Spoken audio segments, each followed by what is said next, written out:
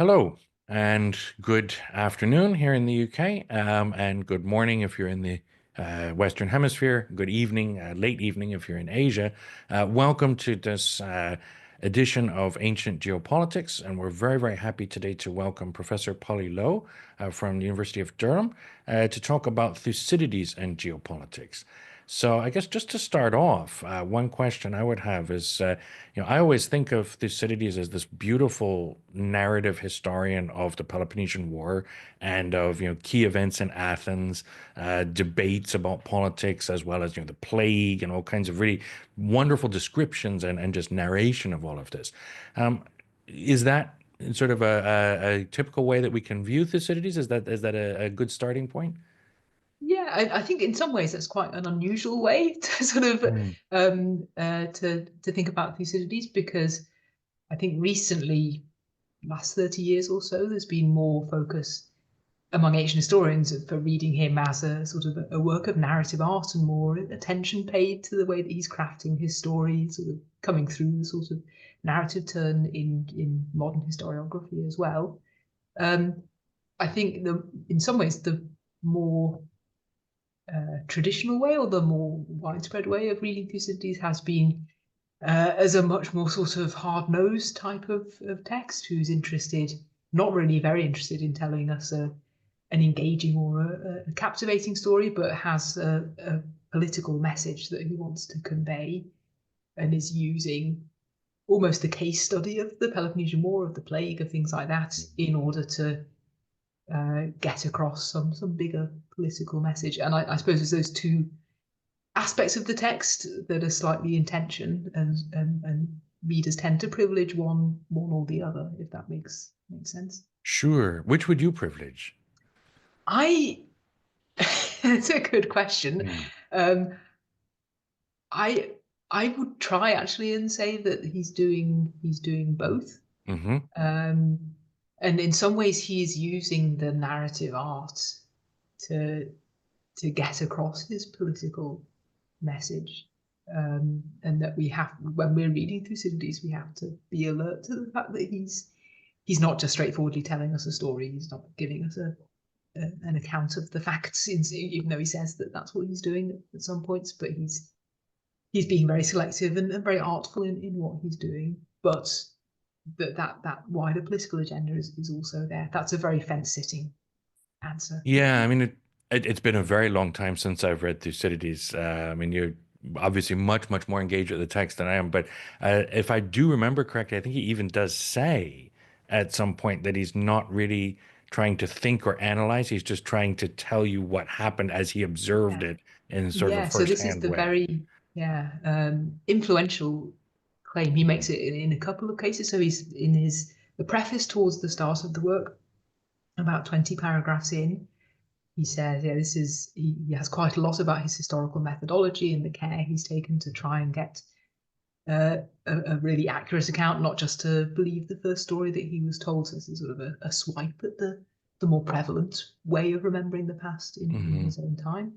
And then he says something similar again in the context of his account of the plague, Yeah. about how careful he's been to give a really accurate account as it really happened. And that's the phrase that gets picked up by von Ranke, and then sort of becomes one of the sort of foundational uh, methodological principles of modern historiography. That's the job of the historian, to say things as they really happened.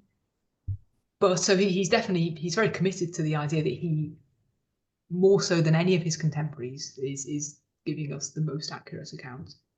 But he would say that, wouldn't he? That's part of his rhetorical positioning, his placement of himself as a historian, as a commentator. Yeah, so if we think about these sort of two readings of Thucydides, then of the sort of the vivid narrative and the more theoretically oriented, maybe even almost polemical or ideological kind of reading.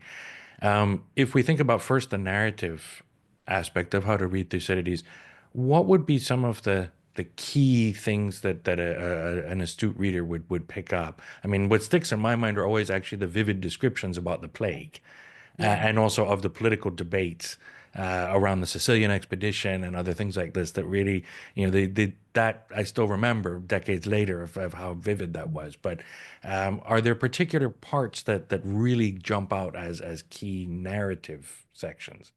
Yeah, so I think, I mean, that's one of the things, is that there are certain key events that he zooms in on and gives us his very, very rich descriptions. So the plague is one, the final scenes in Sicily and that sort of devastating retreat of the defeated army, the siege of Plataea and the escape from Plataea, and then the aftermath of that. And I think those are places where he wants the reader to stop and think and pay particular attention. So it's not coincidental that he's giving us these really rich, and the stasis in Corcyra is another very good example. And many of those cases are ones where we're pretty sure, in fact, that this sort of thing happened multiple times in the war. But he's chosen to give us one very, very detailed example. And something, I mean, there's sort of one of the debated questions is, when we have one very detailed example, is that because that was the most important example, or can we sort of extrapolate that there were 20 or so instances like that, and Thucydides is giving us one, and then we're expected to fill in the gaps for the rest of the war. So that's one of his sort of narrative techniques, is to almost operate by case study during the war. And that also has an effect on the pace of the narrative. So sometimes we go quite quickly, and then we slow down, and then it's almost like movies. You sort of stop the pace and focus in for a certain time, and that's usually a sign that he wants the readers to really pay attention. So Yeah, although I mean, I guess from a sort of very modern lens of social science methodology, you could accuse him of cherry picking in a sense, right? He's deliberately trying to pick up kind of the things that sound best, or the snazziest, catchiest kind of things. Yeah, I think that's exactly the issue, and one of the issues that we have as historians of the 5th century is that Thucydides is the only extant contemporary narrative of this conflict. So we're pretty sure, I think people are much happier now than they were 50 years ago to say he's clearly left some stuff out, but it's really hard to know exactly what he's left out. He's definitely cherry picking, but we're really at his mercy for sort of knowing. So yeah, the plague, we do know because he tells us the plague hit Athens multiple times, but he just gives us that one account of one outbreak. From the The first civil year war or in two of the Corcyra. war, wasn't it? Yeah, it happens very early in the war. But then we hear, he sort of, as an aside, just mentions a couple of years later the Spartans invade, and they don't stay very long because there's another outbreak of plague in Athens. So, but he doesn't tell us anything about the details of that.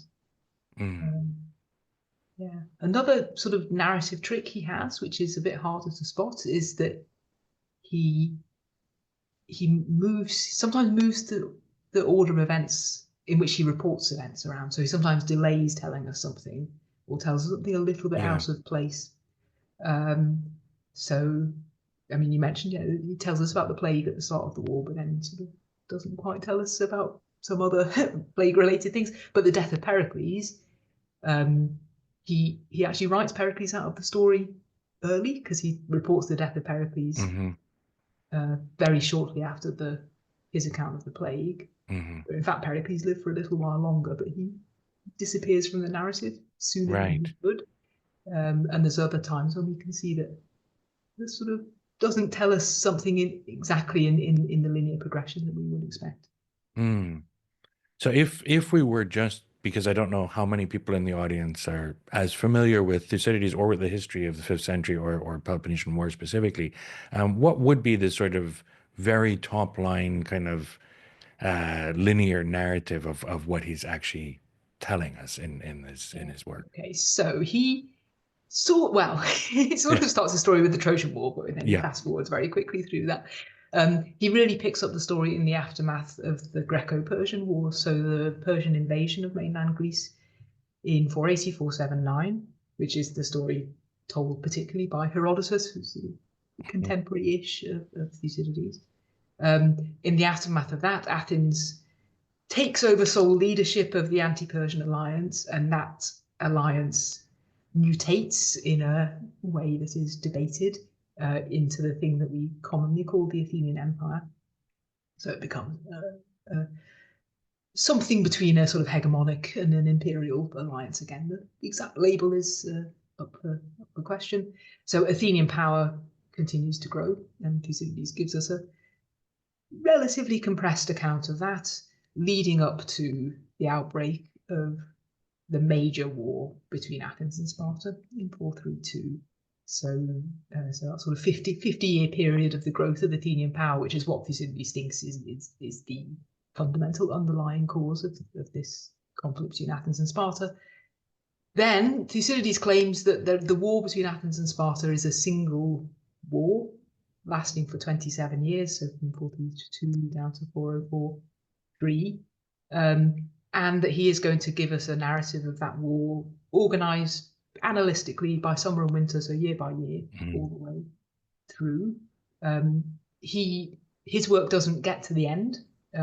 It gives every impression of being unfinished, so it breaks off in about 411 BC, his narrative, but we know that he knew about the end because there's some moments when he refers to things after the end of his narrative. And so that is the sort of, the very broad overview of what he's telling us. The claim that this was a single war is one that is generally accepted, and we still now talk about the Peloponnesian War as if it's just one thing. But that is probably Thucydides' own invention or contribution, that he was committed to the view that this could be understood as a single conflict rather than 2 or 3 separate but related outbreaks of conflict. And those 2 or 3 different outbreaks actually happen in different geographic theaters as well, right? Yes. So where are they actually occurring? So the first phase, sometimes called the Archidamian War, which is named after the Spartan king Archidamus, who was the ruler of Sparta, and one of the rulers of Sparta at that time, is more focused on Attica and then the sort of the region around sort of the central Greece, and is characterized by repeated Spartan invasions into Athenian territory, and the Athenians essentially refusing to come out and fight, and sort of wearing sort of a source of a war of attrition. Then with some more dynamic Athenian actions, particularly up in the north of Greece, that peters out, or a truce, a peace agreement is made in 421 BCE, so about 10 years of fighting, which is broadly inconclusive. There are some victories on the Spartan side, some victories on the Athenian side. So peace is made in 421, but breaks down almost immediately. The Athenians, then the sort of focus moves out to the west. The Athenians invade the island of Sicily, or sort of liberate the island of Sicily, allegedly. And that campaign is a complete disaster for the Athenians, ends in really serious defeat. Then the focus moves back to the east. The Spartans exploit Athenian weakness. The Athenian empire starts to crumble because the subject allies realize that Athens is now weak, so they're able to rebel. Persia gets more involved, again probably seeing an opportunity to reassert its power, particularly over the communities in Western Anatolia, which had been part of the Persian Empire and had come into Athenian control. So the final phase of the war, from about 413 down to 4043, is really focused on Western Anatolia and the Eastern Aegean. Yeah, so we have sort of central Greece in the first phase, the Adriatic and part of the Mediterranean and Sicily in the second phase, and then really the Eastern Aegean in the third phase, with other players besides just Athens and Sparta involved in all 3 of these, right? Yes, that's right. Or at least that's the impression we get from Thucydides, but with the proviso that, again, we know that there are things going on that Thucydides is either not telling us at all or de-emphasizing. So it could well be that there's in fact much more activity in the West in that early phase of the war. We have a little bit of inscribed evidence that points in that direction. that Thucydides doesn't tell us about, because he wants to make it seem like the Sicilian phase is a very distinct sort of change in Yeah. Athenian. Yeah, I mean, also interesting to me about this, sticking with the sort of narrative side of things just a bit, and I may be misremembering some of the order of the narrative, but I seem to remember that there's sort of symbolic things that happen around the beginning of each of these phases that kind of foreshadow the way they're going to go. And the one that always sticks in my mind is the mutilation of the Herms Yeah. before the Sicilian expedition, right? If that's could you talk a bit about sort of what that is, and also any of these other kind of symbolic events that foreshadow the real events in these different phases? So the mutilation of the Herms is a very interesting event in all sorts Mm, of ways, and again, a rare occasion where we have sources other than Thucydides who talk about it, which is really, really useful mm, for us. Um, so the Herms, these are these sort of column-like statues with a god's head, normally Hermes, which is where they get the name, and then a sort of column with a phallus on, and sometimes an inscription. And there were hundreds of these in Athens. They stood at doorways and at crossroads. And the night before, or very shortly before, the great Athenian invasion fleet was going to set sail for Sicily, the Athenians woke up and found that large numbers of these statues had been attacked and mutilated, so probably had their faces smashed in, probably their phalluses knocked off as well, but mm. Thucydides doesn't say that. We get that from Aristophanes, who's a comic poet and Yeah. more interested in the more sort of Yeah. scatological side of things. Mm, Um, and this sends the Athenians into a panic, and they think that there is a conspiracy. And the way that Thucydides tells the story is he portrays this as just an unnecessary panic. The Athenians have just lost their mind and they're paranoid.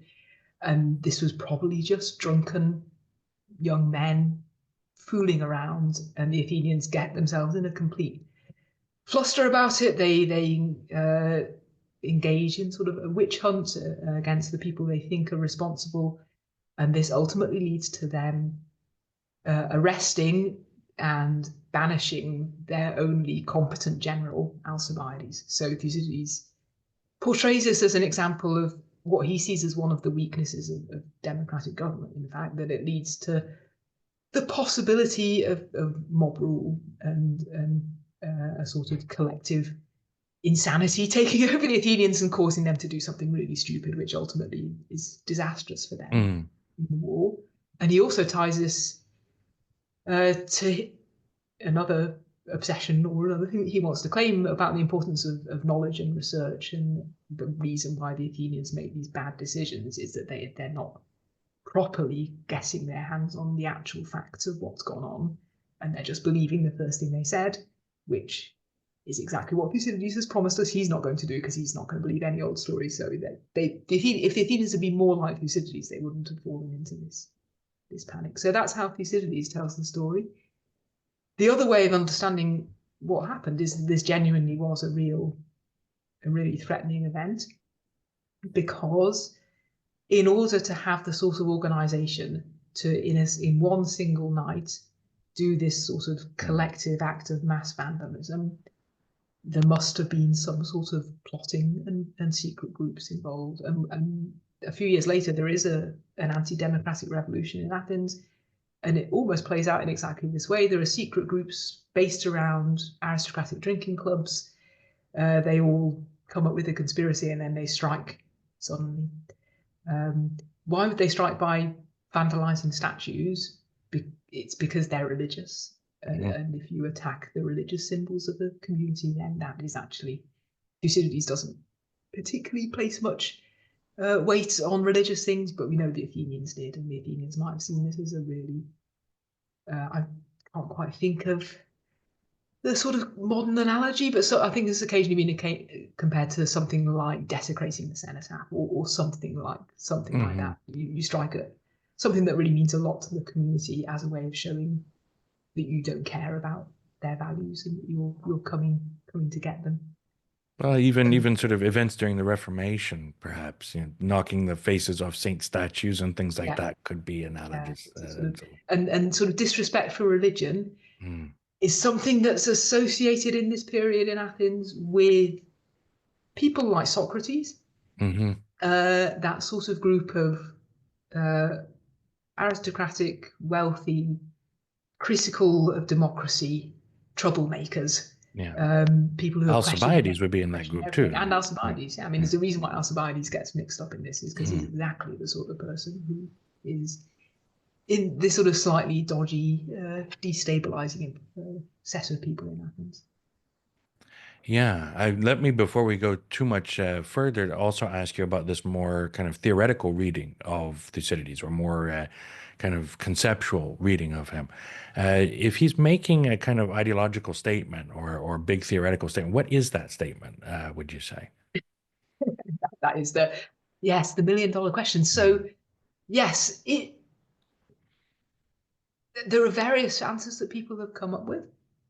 One is that it's about human nature, and it's about the fact that human nature sort of tends to the bad, essentially, and that without the constraining powers of law or religion, that people will do whatever they can to maximize their own power, and will ignore the constraints of justice or convention, or things like that, and that particularly applies to the behavior of states. So individuals within communities are normally bound by some sorts of conventions, but there's nothing to stop a powerful state from doing whatever they want to do. So I think people have often read that as the message of Thucydides, that it's quite a bleak message about the anarchy of interstate politics, but also the sort of essential anarchy of interstate politics, because there's nothing to stop states doing whatever they want to do. Yeah, I mean, I think that's certainly the reason why a lot of scholars of international relations in the more contemporary world look to Thucydides, right? Because he's a sort of very, very early proponent of this idea of the anarchy of the international arena. What about other aspects, though? I mean, could you see him as sort of arguing for a particular other sort of conceptual or ideological framework in addition to that, or? I think, I mean, there are sort of smaller strands running through it about, particularly about democracy, and Mm-hmm. sort of what, if anything, is the best form of governance within a state. I think the tricky thing with Thucydides is there's lots of ideas that he explores, and that idea of sort of interstate anarchy is definitely one. But whether he actually endorses those views, I think that's the really interesting thing, because he never, a lot of these ideas and problems aren't expressed by Thucydides in his own voice. So he puts them in the mouths of people who make speeches in the work. I don't know if the concept of speeches is something we need to sort of talk more about, but there are Actually, that these, would be, yeah. yeah. So Yeah, what, as but well how does as he as treat? well as the Yeah. narrative, Hmm. Thucydides includes throughout the work, apart from a couple of books, book 5 and book 8 oddly don't have these, but every other book has speeches attributed to characters, which Hmm. is obviously completely alien to modern historiography, but completely normal for the way that history is written in the 5th century and subsequent centuries. It's how far these speeches reflect speeches that were actually given is something that is debated. How much Thucydides composes them himself. My own view is that they're largely his own compositions, but some people think they're closer to real speeches. But they're definitely not necessarily his own views, not least because we often get pairs of speeches in which sort of two sides of Yeah. a question are considered by different parties. So they seem to be the place where he's doing a lot of his analysis. For example, how should an imperial power like Athens encourage its subjects to stay loyal? Is it best to be very brutal and rule by fear, or is it better to offer some concessions and hope that you get loyalty that way? So those sorts of things are discussed. And it's in the speeches where we get often these sort of very explicit claims about might being right, and the sort of the lack of control on states, and the importance of power maximization and so on. So these are ideas that Thucydides wants to explore, but he never quite in his own words says, I think might is right. Thucydides never says that. He makes an Athenian say it. Yeah.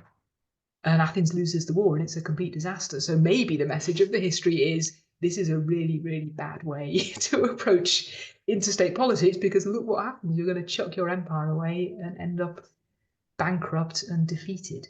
And perhaps if the Athenians had been a bit nicer, they might have survived a bit longer. Yeah. I mean, that issue of empire, I think, is something as well that comes up at least in more modern readings of Thucydides, certainly. But this idea of, is it the growth of an Athenian empire in what had been this looser kind of confederation of city-states against Persia, and sort of assuming more and more the leadership role in that framework? Is that actually the cause of Athens' own demise? Or is it the way that Sparta reacts to seeing this and trying to keep its own position of control that's more at work? Yeah, that's a very tricky one, and it's something that's worth remembering about Thucydides is that he writes really complicated Greek. Yes. Even in antiquity, people complained that no one could really understand what he was talking about. So there are some places where a lot hinges on exactly how you translate what he's saying, and one of those places is when he's talking about the causes of the war. He says it was the growth of Athenian power and the fear that this inspired in Sparta, or something. Yeah. Very loosely paraphrases what he says. And a lot hinges on exactly how we translate and how we understand that. Is the key thing, is it the power? And it was that what made this war? He claims the war was inevitable. And it was, is it any state that was building up an empire is going to ultimately provoke this kind of a war? Or are we meant to emphasize the fear that Sparta feels? Is it really Sparta's fault for panicking and for overreacting to Athenian power? So, yeah, it's really, I think it's not at all clear cut exactly where he, what it is he's trying to say, in terms of if indeed he was interested in apportioning blame for the outbreak Right. of war, whether he's pointing the finger at Sparta or Athens. This is a really interesting point as well, I think, about translation and the difficulty of translation, and then maybe also the influence of translations. I'm in no way an expert on translation as a field or the specific histories of translations of Thucydides, but I have read somewhere that the first translation directly from Greek into English of Thucydides was by Thomas Hobbes, and I think 1628 or thereabouts.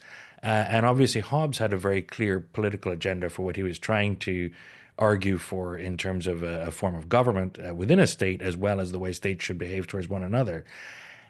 Did Hobbes make, do you know, actually, off the top of your head, I'm not sure, but do you think Hobbes made strategic or idiosyncratic choices in the way he translated certain things that may have influenced future translations or ideas about Thucydides in the English-speaking world?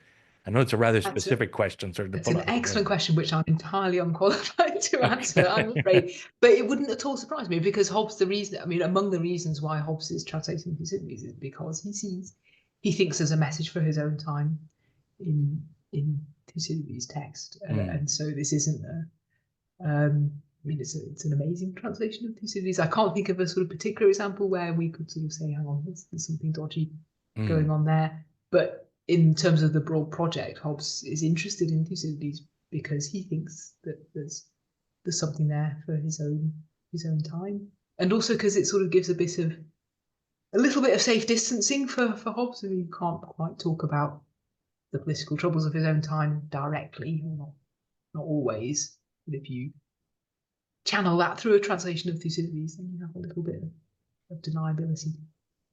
Yeah, yeah, that makes some sense there. But I think there's also this issue, I think, of later readers. I mean, whether Hobbes is certainly a later reader relative to Thucydides, but even more recently than that, there's a lot of people sort of reading into Thucydides, I think, what they want to argue for a particular time period. So, I mean, in the past, say, decade, there's been this new fad of talking about the Thucydides trap, so-called, and arguing that all rising powers will always provoke a sort of negative reaction from an established power, and that therefore the United States as an established power and China as a rising power are destined for conflict. And is there a long history of people reading things like this into Thucydides, or is this a relatively recent phenomenon, do you think? I mean the sort of particular Thucydides trap Mm, version, I think, is a relatively new phenomenon. Um, People finding analogies for their own time in Thucydides, I think that goes back. I mean, that goes back to Byzantium. mm, There was someone wrote a history of the plague based on the Thucydidean plague, sort of, and it was tweaked for the plague of their own time, again wanting to make a bigger political message. Um, mm, but and then, as you've already alluded to, this really takes off dramatically in the 20th century in the context of people's sort of development of international relations theory. So there was a very, I mean, you get a certain amount of this in the First World War, of sort of Germany being Sparta, and actually both generally people want their side to be Athens, in spite of that Athens loses and then the bad guys, whoever, are the Spartans.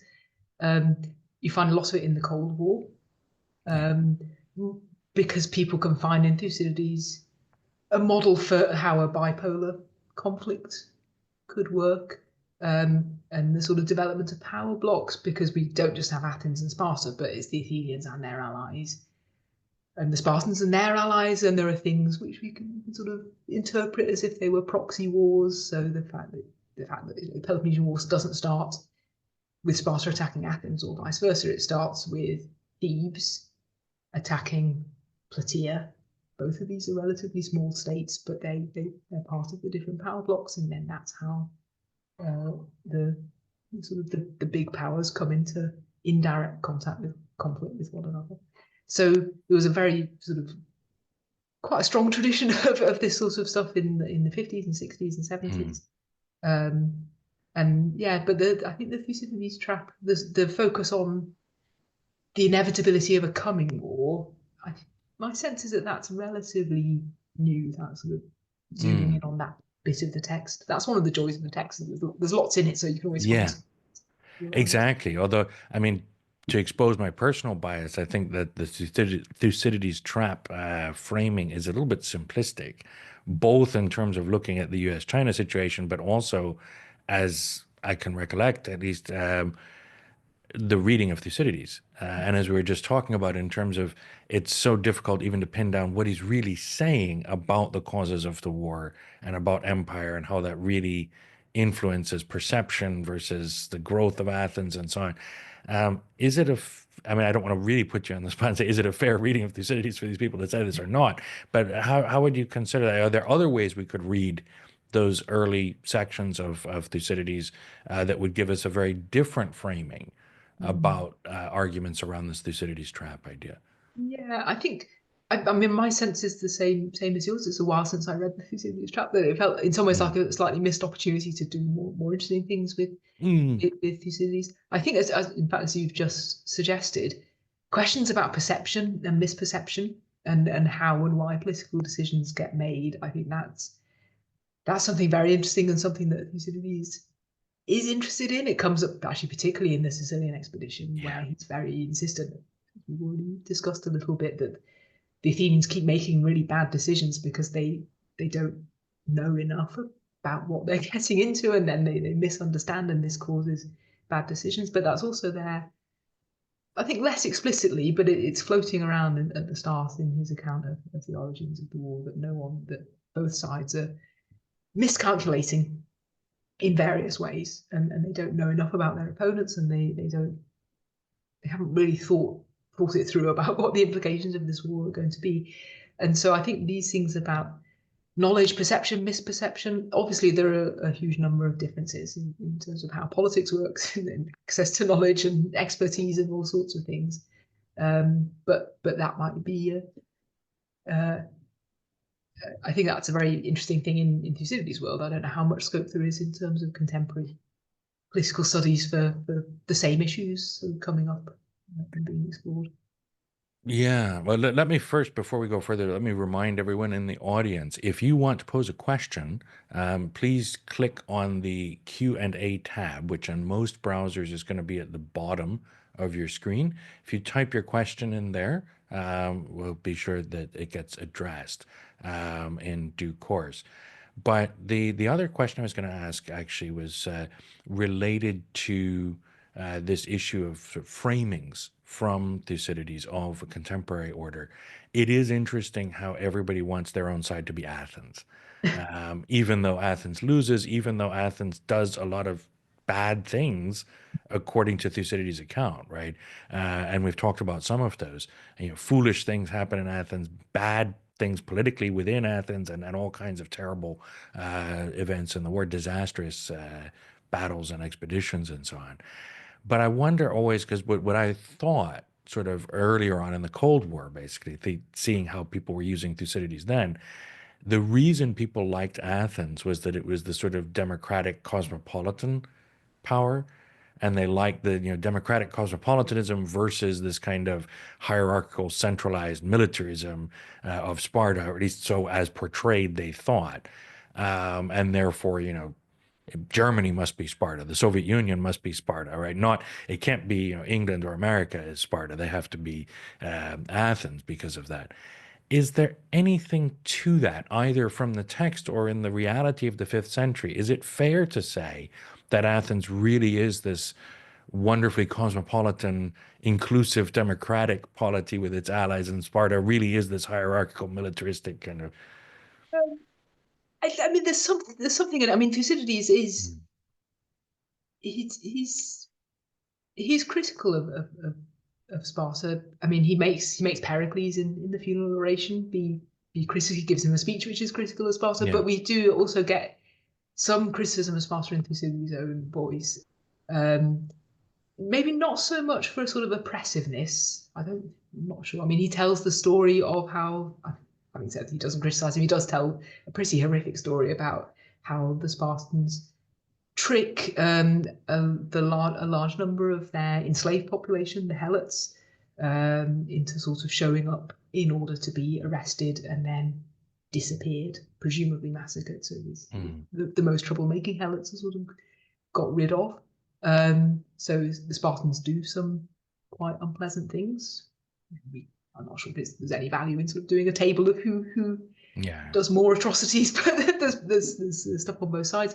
But also he's explicitly critical of the Spartans' lack of imagination, lack of innovation. That Thucydides Spartans are very sort of stolid, and they're very small c conservative. They've got their ideas and they stick to them. They aren't good at innovating.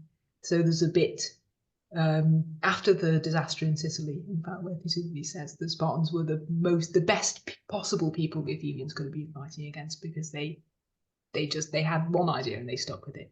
Mm. And this was one reason, broadly, Thucydides says, why the war lasted so long, because the Spartans just were so cautious and never took the initiative. So that sort of idea of Sparta, maybe not so much as oppressive, but as not a place where ideas flourish, and not a sort of open, exciting society. That's there in Thucydides, and feeds through into modern scholarship.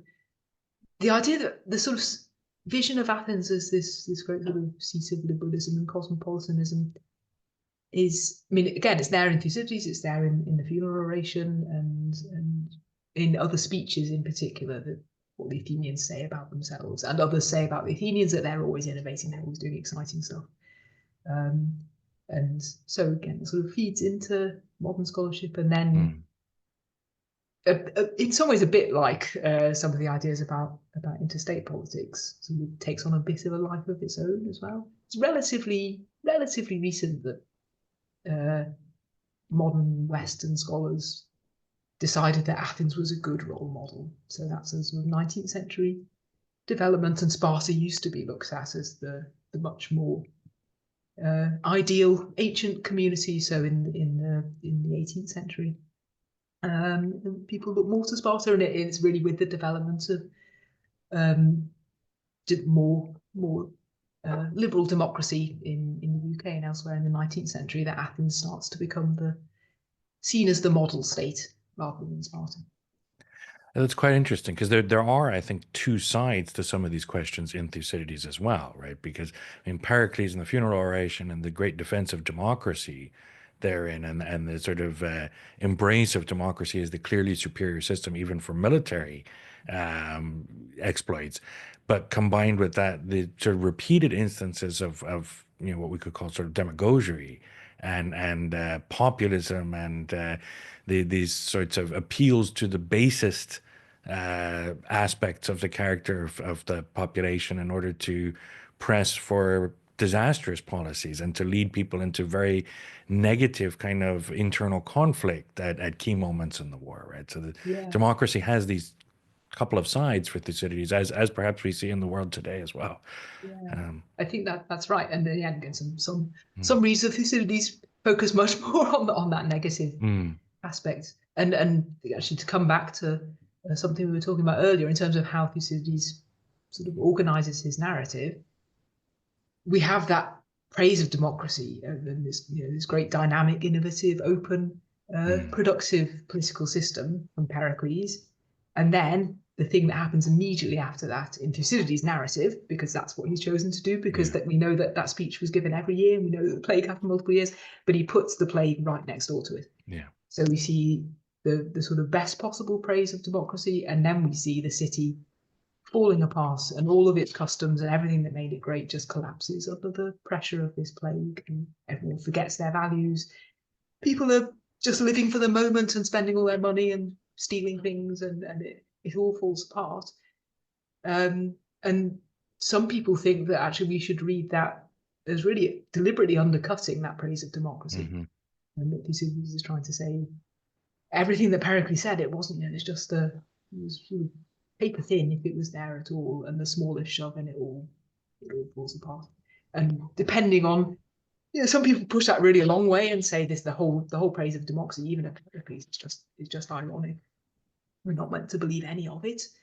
And some people would say it's a slightly not quite that extreme, and what Thucydides is trying to show, as you suggest, is the sort of the two sides of democracy, that it can be great, but when it goes wrong, it can be really bad. Mm. Okay, so we actually have a lot of questions from the audience on the floor, which is great. We have a really good engaged audience today.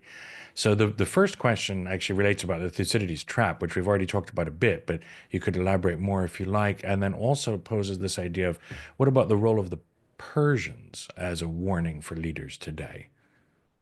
Yeah, yeah. So the third power, Thucydides doesn't talk much about the Persians. They really only appear in the final uh, book, um, and the role that they play in Thucydides' narrative is really that they have the money, Yeah. and that Thucydides gives us a couple of options of why the war turned out as it did. He doesn't narrate it, but he foreshadows it. And one thing that he says was the clincher was that it was the side with most money was going to win in the end. And once the Persians start pouring in money on the Spartan side, that's the decisive factor.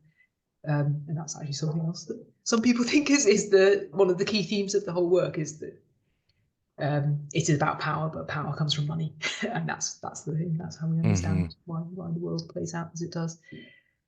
So, yeah, is there a lesson for that? Whoever has the money, I mean, probably there are some modern analogues for, control the money and you control The, everything.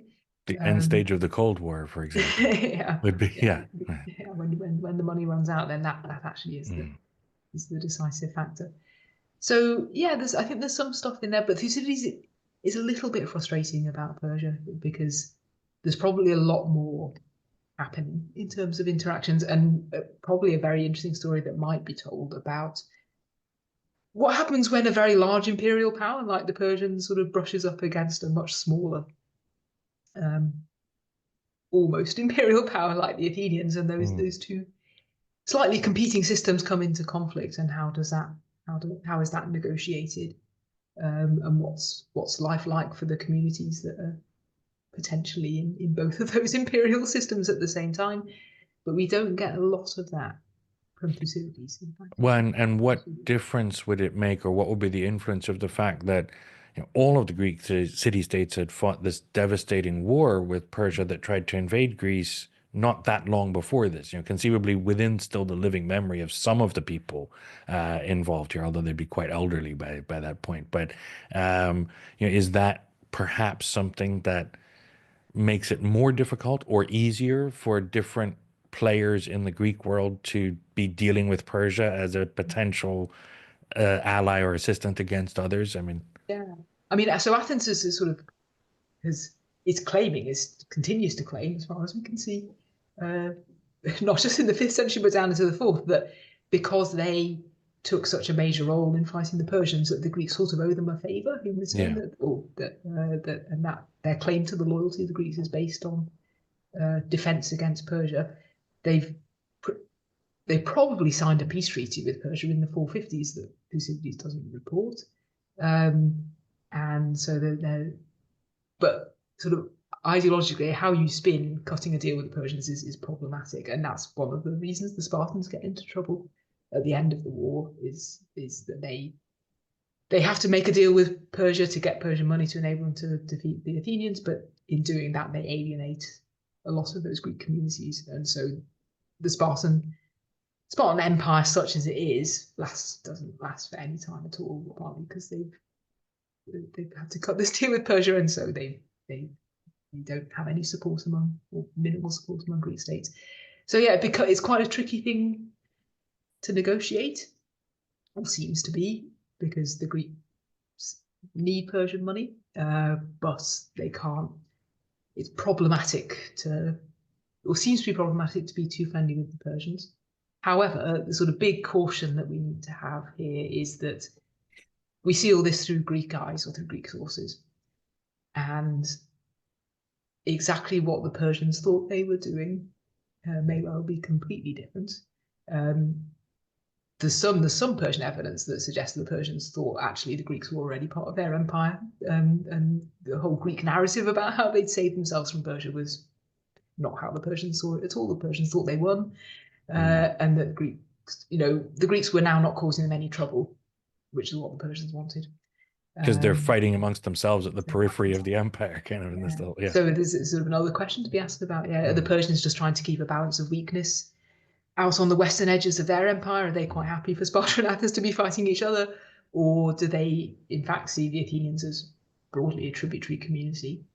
And it's only when the Athenians aren't able to keep the peace on behalf of the Persians that the Persians have to step in and try to re-establish power. So that's a really interesting way of viewing it.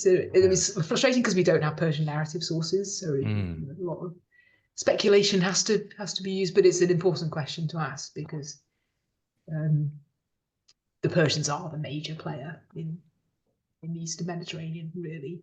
We put Greece at the center because we have Thucydides and we have Herodotus, but they're tiny and maybe not all that significant. Whereas Persia is this gigantic continental empire, right? That's really driving a lot of what's going on at that time. And let me get through the other audience questions, but then I've got one last sort of an aside question about Herodotus, but I'll come back to that once we go through the audience questions. So the next one says, can you talk a little bit more about religion and how religion's role in geopolitics has evolved into the modern day? And the great big thing, but at least in terms of Thucydides and maybe how it evolves after that as well. Yeah. So, I mean, Thucydides is very notably skeptical of the power of religion in various ways. So he very rarely talks about it. And when he does talk about it, he's often to say this religion wasn't super important. But this is one of the cases where we've got enough other evidence to suggest that Thucydides is an outlier, and that for most Greeks, religion was much more important. And the way that it shapes geopolitics in the Greek world is particularly through the idea of sort of ancestral kinship. So different Greek communities have sort of multiple overlapping identities. So an Athenian would think of themselves as an Athenian, but also an Ionian Greek. And these are multiple communities who could all trace their mythical religious ancestry back to the hero in the religious sense, Ion, sort of back up to the gods that way. And these communities shared certain religious festivals and sort of cultural characteristics, and that sort of felt that that tied them together. The Spartans were Dorian Greeks, and they traced their ancestry back to a different set of mythical figures, and again, so those almost sort of power blocks within the Greek world can create quite big groups, but they can also just have ties between two or three cities who see a sort of mythical connection between themselves. Thucydides is very, very skeptical of the power of these, and quite often draws attention to times when Ionians fight against Ionians or Dorians fight against Dorians. But I think it's pretty clear that in sort of outside the pages of Thucydides, this sort of thing was very important in articulating how alliances and coalitions were formed in the Greek world. Great. The next questioner asks two questions that are slightly unrelated, although luckily one of them is quite short, although maybe a bit controversial. So the first question is, what can historians today learn from Thucydides' historical method, establishing facts, capturing the logic of various actors, etc.? And the second question is, what's the best translation of Thucydides, I assume? Because the questioner doesn't specify, but I assume of Thucydides. So the first question, I mean, I would come back to actually your sort of opening position that the telling of the story, which is and the sort of that use of detail in a hugely sort of engaging, often quite horrifying way. I think I think it's an amazing text. So yeah, I'm stylistically maybe Thucydides isn't necessarily the best model, but in terms of that sort of way of using case studies to sort of focus in on really significant events, I find it a very compelling way of writing history. I think if Thucydides were here, it's reckless to put words into his mouth, but I think the thing he would want us to focus on is what he says about his research methods and the fact that he has taken such great care to try and establish what really happened. That's the thing that he really emphasizes as his contribution, explicitly and then implicitly as we go through the text. Best translation. So I'm probably obliged to say I've been working recently with Robin Waterfield on a new translation of Thucydides, which should be out later in 2025. So buy that with Hachette Basic Books. So that's going to be great when it comes out. But of the current translations, Hobbes' translation is wonderful in its way, but it's an early modern translation. A lot depends. This is I'm going to not quite commit, but I think a thing to think about is whether you want a translation that makes Thucydides easy to read now for us, in which case Jeremy Minot's translation, which is very, very clear and very readable, that's in the Cambridge History of Political Thought series, is great. But some might say Thucydides isn't easy to read. Yeah. And that Minot's gone sort of has made it too easy, and therefore we've lost a little bit of the what makes the text, if that makes sense. But I do think it's a great translation. It's often my sort of reference translation. The other translation I use a lot is the Martin Hammond translation in the Oxford World's Classics series, again, because I think that's quite a nice balance between clarity and complexity. But I tend to tell my students to look at lots of translations. Yeah. Great. Now we've got actually a very technical question from another audience member who says, do you think Thucydides has any conception of jus ad bellum or jus in bello? I think there is something equating to that, not as fully articulated, but so for sort of jus ad bellum, there's a very interesting line again to about halfway through when the second phase of the war breaks out. He says the Spartans sort of feeling more confident in this new phase because they had felt guilty.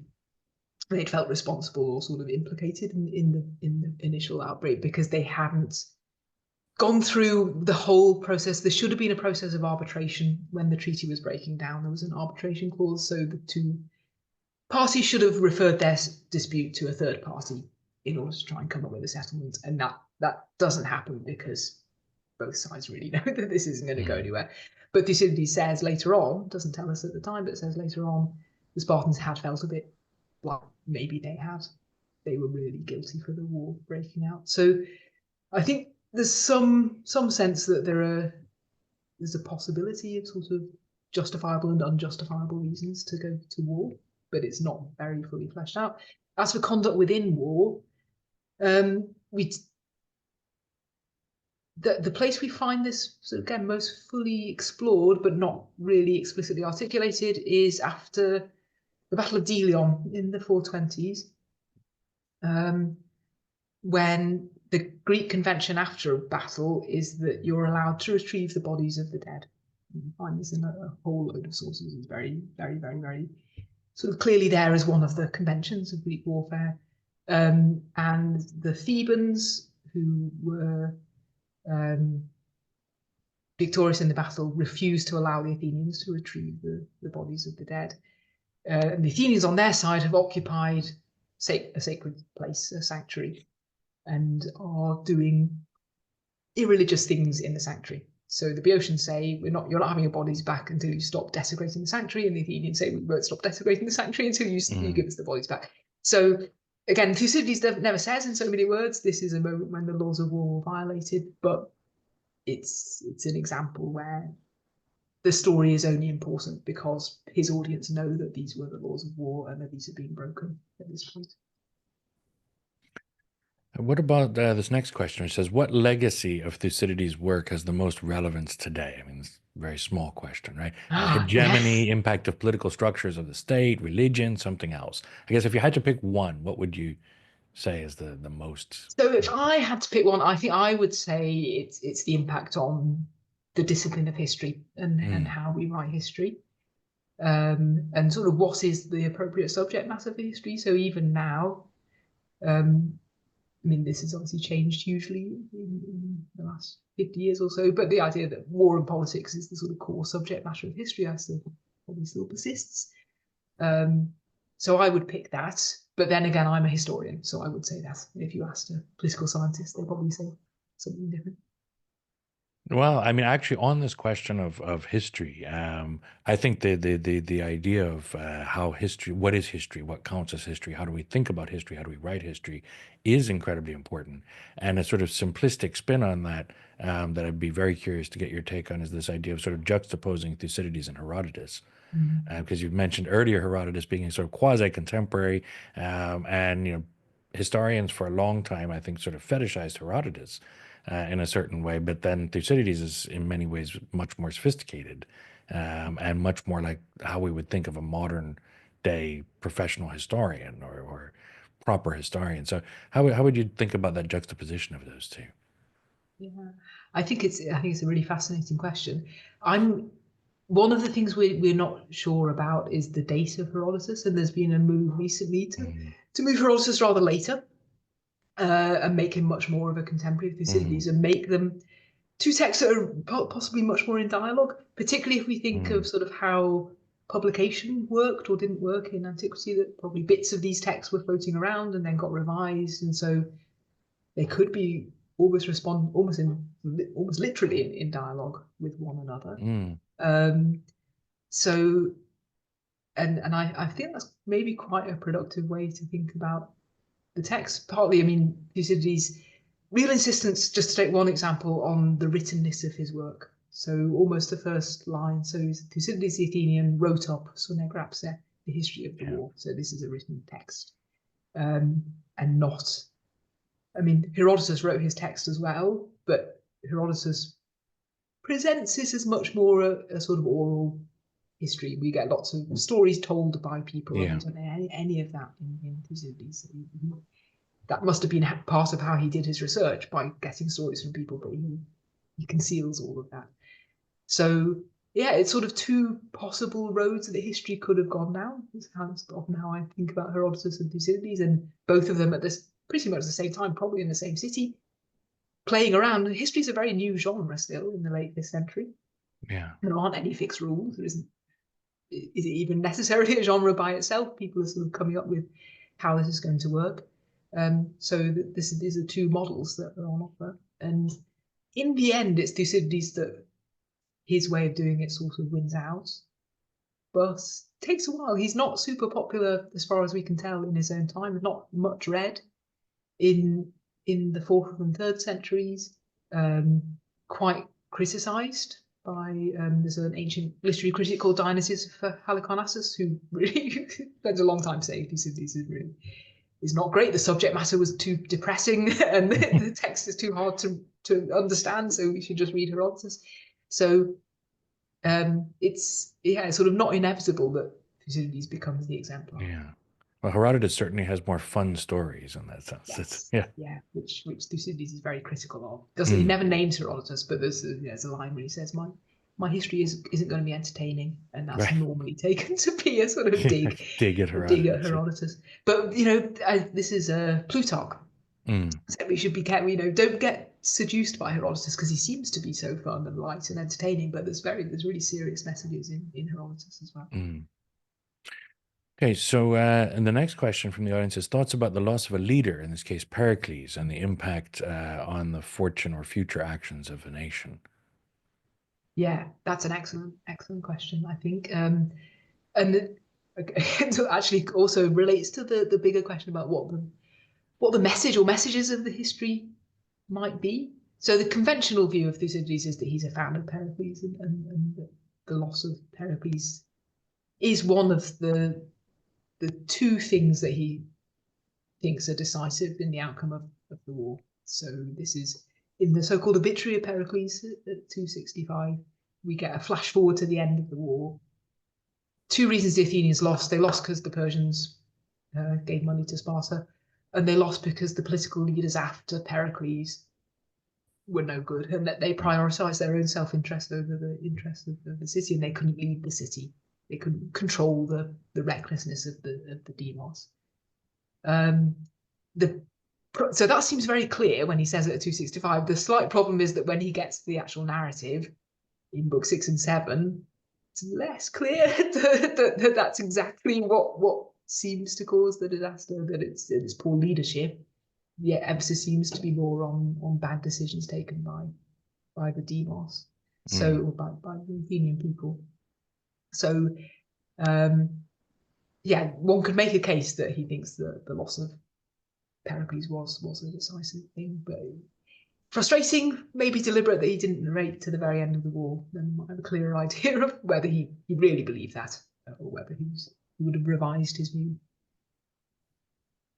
The next question is a little bit lengthy, so I'm going to try to summarize it a bit, although it's a good one.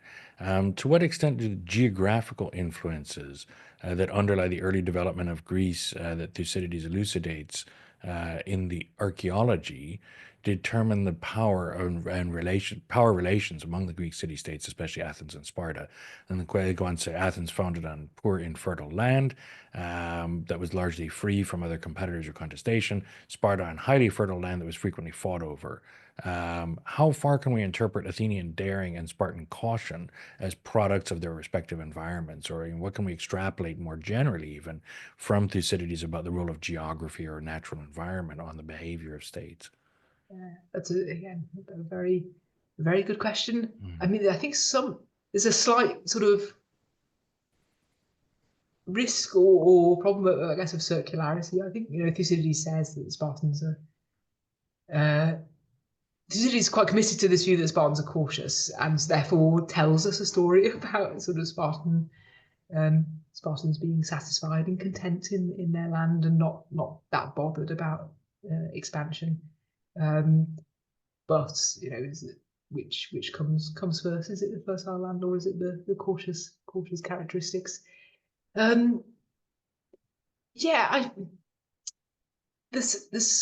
something in there about something to be done, I think, about how geography might determine political ideology, political activity.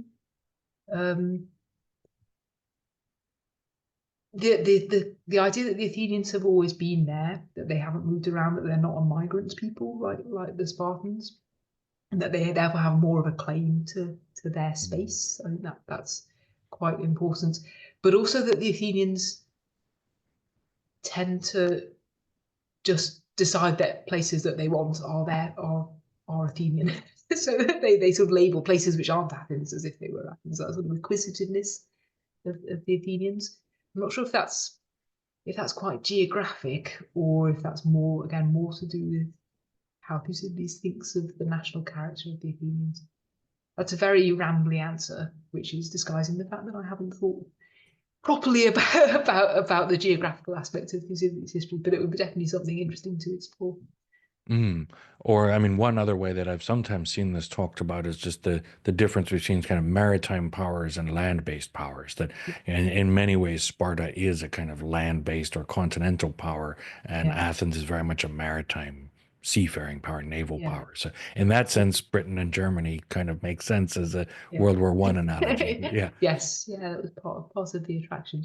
But again, so sort of, is there something inherently active and sort of dynamic about maritime powers, or is it that Athens has decided that it's dynamic and Athens is a maritime power, and therefore maritime power becomes equated with dynamism? So sort of what's causation and what's correlation? Absolutely, and in terms of even just sort of military strategy or the politics of expanding influence or empire, it would make some sense maybe to say that a maritime power is in some ways more expansionist, but also more loosely so, because you can't control far-flung islands or places in other land masses as closely as you can if they're within your own. But at the same time, land-based power then is going to be more focused on consolidating what it has and defending what it has. So in that sense, maybe more offensive versus defense. But there's a lot of debate, I think, around this all over the place. And I don't know how much we can actually extrapolate of that directly from Thucydides or not. Yeah, I think that's probably right. And then think about the Roman Empire, largely land-based, but expansionist, and so this is it fits quite neatly into the polarity, the binary that Thucydides wants to set up. We have the slow, conservative, land-based power, and then the very dynamic maritime power. But whether that's inevitable, I think, is more disputable. Right. Next question says, so you mentioned that the war waxed and waned over time. Sometimes it can be considered as multiple wars. Can you go into a little bit more depth? And was it purely weather and seasons that shaped the tempo of warfare, or were there other factors discussed in Thucydides as well? So yes, definitely weather and seasons. So generally, warfare in the Greek world in this period happens in the summer, because that's when armies can move around. There's various sort of particularly actually the wind and the sea currents make it very hard to travel in the winter in this period. So largely warfare happens in the summer, and then and also because these are largely agricultural communities, and the people who are fighting are also farmers, so stop to do some farming and then pick things up again. So there is a sort of cycle of the military year, and warfare is much less intensive than it becomes in later periods. Other factors. So again, according to Thucydides, the sort of belligerence or lack of belligerence of individual politicians is a factor. So one reason that Thucydides gives for the peace being made in 421 is that the two people on both sides, so Cleon, the Athenian politician, who Thucydides hates, and Brasidas, the Spartan commander, who actually he's quite keen on, they both get killed. And Thucydides says, well, once these people are dead, and they were quite keen on prolonging the war because they were doing quite well out of it. It was increasing their glory and prestige and so on.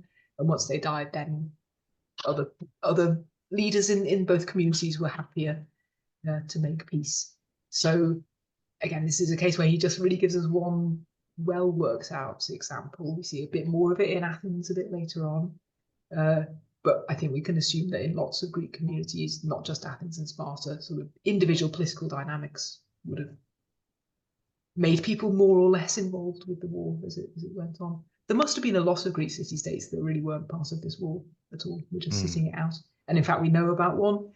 The small town of Mycalessus in Boeotia, and so just to the north of Athens, which has this, again, it's one of these horrifying vignettes that Thucydides gives us. They've just been minding their own business for the entire war, and then suddenly a small group of Thracian mercenaries is passing by and raids the town and massacres the population, and that the town had been untouched by the war up to that point, and then it's completely destroyed. So it's just the chance, the bad luck to be in the wrong place, or the misfortune of neutral powers in global conflict or something like this as well. And so, next question is a little bit pointed in a certain way. It says, could you give us a reason or two why students of international affairs should still read Thucydides in the age of artificial intelligence? Or just in general, maybe. Yeah. Both. So yeah, regardless of artificial intelligence, I think. I mean, I think you get a more compelling read from Thucydides than from ChatGPT, I would hope. Whether or not there is still value in reading this text, I'm not saying that people, students of contemporary international politics, necessarily should. In fact, and I think there's dangers of sort of reading this text, sort of taking it out of context and thinking, well, this could apply to our own time, because there's so many differences. These are communities. Athens is one of the biggest Greek city-states, and it has a population maximum of 200,000, including the enslaved people and the women and the children. So these are tiny places with very different political systems, and I think we shouldn't, we don't have to make them part of discussions about contemporary interstate politics. But maybe there's a value in sort of thinking about how did stuff work in a very different community, different time, and are there any continuities? Are there any similarities? Or if there's stuff that's hugely different, why is it different? And why doesn't that apply to our own time? That might also be valuable. Yeah, as well as sort of the key role that Thucydides plays in the development of the discipline of history, right? Sort of understanding the history of history of history, in that sense, sort of intellectual history of the field. Okay, the last audience question is also very lengthy, so I'll try to summarize it. This says the dynamic of the quote-unquote Oriental despot against the, again, quote-unquote, more enlightened Western ruler or Western system of rule was often used to differentiate the Greeks and the Persians. It featured prominently in Aristotle's works to claim that the European ruler's superiority over the Asian one was an influence in Alexander the Great's Asian campaign, et cetera, et cetera. Given the history of Greco-Persian relations, does this ideological identity feature prominently in Thucydides' work? Yeah, I mean, it's a striking absence, in fact, that sort of East versus West, Greeks versus barbarians clash. It's almost completely absent. There's a little bit in Book One where the Athenians make a very ill-fated attempt to invade Egypt or to liberate Egypt from the Persian Empire. And then we get a little bit in Book 8, but again, not really framed in terms of Greeks versus barbarians. We get individual Persians, but not very sort of barbarian coded. So it's an interesting absence from Thucydides on the whole, I would say, perhaps deliberate to differentiate his work from Herodotus, because there's an awful lot of that in Herodotus. Yeah. And if Thucydides is trying to sort of stake out a different territory, that could be one reason why there's less of it there. Or he was going to do it in Book 9 that he never wrote. That's another possibility. Are we pretty sure then that there was going to be a Book 9 or even a Book 10 of Thucydides? Yeah, I'm coming around to the view that I think he probably decided to not write the end. How would you write the end if you're Thucydides? Because can you make it consistent with this sort of picture of Athens that you've built up? It's not going to be a pleasant story to tell. So maybe he just never intended to write Books 9 and 10. But yeah, we can't know. It does stop really halfway through a sentence. So I mean, if it's the impression of unfinishedness is very well crafted, I should say. Well, or maybe he didn't want to do 9 and book 9 or beyond, but he also didn't quite finish book 8. Yeah. I mean, Yeah, there are other could signs be. that book Yeah, 8 might not have been fully finished yeah. as well. Actually, the questioner went on to then say, after that aspect of, does the Oriental despot idea feature in Thucydides' work? They also say, could the theory of Oriental despotism be used as a model in differentiating the more quote unquote authoritarian Spartan government from the Athenian democracy? Um, Yeah, it's an interesting one. There's possibly some people have seen it in actually again more in Herodotus than Thucydides, mhm, in that Herodotus has a little digression about Spartan customs and draws attention to how similar some of them are to the customs of the Persians, which might be not so much, it could be a way of sort of orientalizing the Spartans, but might be a way of saying to his audience, listen, the Persians aren't these strange alien Orientals. They're like the Greekest of the Greeks, the Spartans. So yeah. sort of undercutting of that idea. Again, we don't find that so much in Thucydides. If anything, what we find is a suspicion that it's the Athenians who are turning into the Persians. Hmm. We get that a little bit in Herodotus as well. Hmm. That the Athenians, having defeated the Persians, are now sort of becoming the new imperial power in the region, and they're taking on some of the characteristics of the Persian Empire, exacting tribute or monetary payment from their subjects. That's the thing the Persians did first, and the Athenians start doing it. Less clearly in Thucydides than in some other contemporary sources, but it's the Athenians are the new Oriental despots. Is definitely a view that we find, particularly actually, in fact, in Aristophanes, who's a 5th century comic poet. There's quite a few jokes about Athenians turning into Persians in those plays. Well, and certainly that gets picked up by sort of critics, both among historians and political scientists of the U.S. in the 19th and 20th century, who really developed this idea of imperial democracy, or democratic imperial, the great democracy that's also an imperial power, drawing sometimes explicitly out of Thucydides' description of the Athenians at that time. So there are two more questions that just came in from the audience. I'm mindful that we're almost out of time, unfortunately, but I'll pose these to you very quickly. The last one that just came in says, "Can you tell us what the full quotation behind your head in the video is?" Because it can be "kaito Right. demo," but above it, we can't really see what it It says. is "Edoxen hebule kaito demo," and that is in Athenian decrees of the Athenian Assembly. When they're inscribed, this is the standard formula. It seemed good to the council and the demos, the people Hmm. of Athens. So this is when a picture of Athenian democracy we don't get so much from Thucydides, but we find in other sources of sort of rational debate and then collective decision making, rather than a city that's led by a great man like Pericles. This is a city where the collective makes a decision and then sticks to their decision. Mm.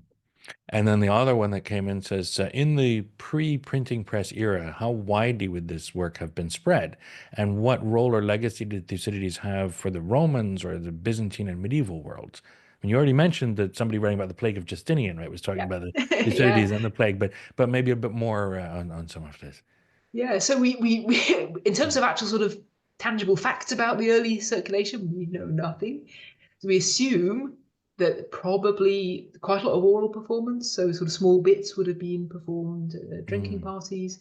Um, there must have been a written text circulating, but probably not many copies, and people might still have learned bits by heart and then or recited it. So probably oral consumption, even from a written text in the earliest phases. Then written texts will have existed and been circulated. I think there's a small, actually, I don't know the stats for how many papyrus fragments of Thucydides have turned up. This is often how we gauge readership because mm, from Hellenistic and Roman Egypt, we get bits of papyrus. We know it's being read in the Roman world, Tacitus, and actually especially Sallust, are very, very influenced by the Thucydidean approach to history. Then in Byzantium as well. So people are reading him, but probably more. It's hard to know. We know that other historians are reading him and hmm. being influenced by him. How many sorts of normal people are reading him? That's quite hard to pin down. Could his limited readership, or assuming his readership was somewhat limited, could that be because of his sort of difficult prose? or also because he didn't finish the book. I mean, it's Yeah, an yeah. unfinished I book think, of yeah. I really mean, so difficult prose is not going to the get sort one. of the fullest account we have is this Mm, critic Dionysius Halicarnassus, who points to the difficult prose, the fact that mm, very few people can actually understand what on earth he's on yeah. about, but also the depressing subject matter. That if you're going to read a story from classical Greece, you'd read Herodotus because that's a cheerful. If you don't probe it too hard, Mm, on the face of it, seems a very cheerful story about how the Greeks banded together and defeated their great enemy. Why would you read Thucydides telling you this depressing story of effectively a civil war between Greek mhm. states that ends miserably? Well, in the last couple of minutes, let me also then just give you a chance to elaborate further on anything that you feel was left unsaid or that you'd like to talk a bit more about, or if there's So anything we want to get yeah, to. I know. I feel like we've covered a lot of ground, and I hope I haven't given.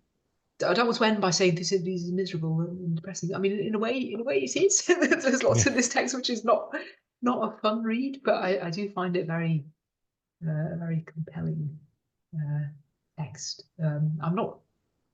Sometimes students or other people say, would you like to meet Thucydides and ask him questions? I'm not sure. I'm not sure he was a very nice person, but a really interesting person. Mm. Okay, well, thank you very, very much. Thank you to everyone in the audience, and thank you to Professor Polly Lowe for joining us today. We've had a really good conversation and great questions from the audience. Almost all of whom have stayed with us all the way through the time. So thank you very much. Thank you. Thanks all for coming. Thanks very much. Thanks.